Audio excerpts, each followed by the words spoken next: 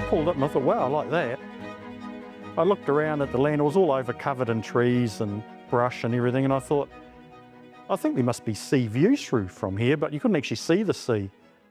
But I thought, you know, this looks like good land and a great house, and I thought I can do a development here, and we've been wanting to do affordable housing and get people into houses. And I thought, well, you know what, this side will work, and I'd like to do up Clark House. You know, it'll be $2 million to do it up. I got quoted $5 million at the beginning by the engineers. But I thought, well, you know, I can do a development there, I can do affordable housing, I can put essential workers into the area, do a rebate deal. You know, I don't need to be the richest guy on the street. And I also say to people, doing good doesn't have to be exclusive from being financially viable. And that's resonated really well with the public. We've sold 46% of the houses already under contract or sold.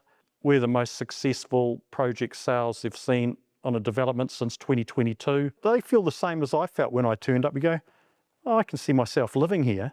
We've got a Facebook page called Clark House Restoration, and I think that's got over 1,400 followers in the local community. So, and the local community is really happy that the house is being done up after all these years, because it was starting to fall to bits. My wife's auntie contacted me and said, oh, that's where John, her late husband, grew up. And he was the cousin of the Clark boys, and he grew up in this house. She put me into some of the other Clark family, rang me and said, we've got the old bit of this or there, we're trying to find for you. And why I've now become a good historian on Clark House, undertaking a restoration of a property like this, that you understand what they were trying to do in the first place and how they did it. And I was really surprised. This is a very well built house. The outside, there's hardly any cracks in it or none. And so the house hasn't moved. It was really well constructed.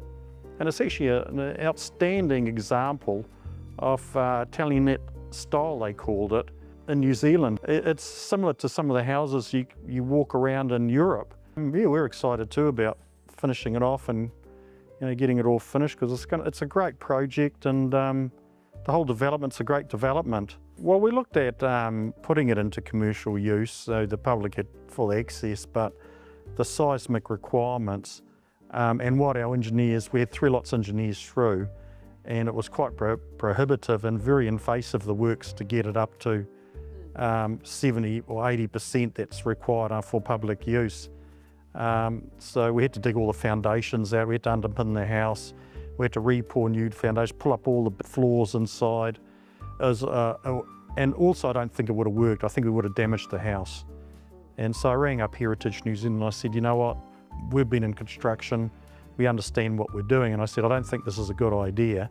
And I think what we'll do is we'll leave it and we'll just put it back to residential and put it back into a high-end, what it used to be high-end residential, and take it back to that. And that's actually the best thing for the house.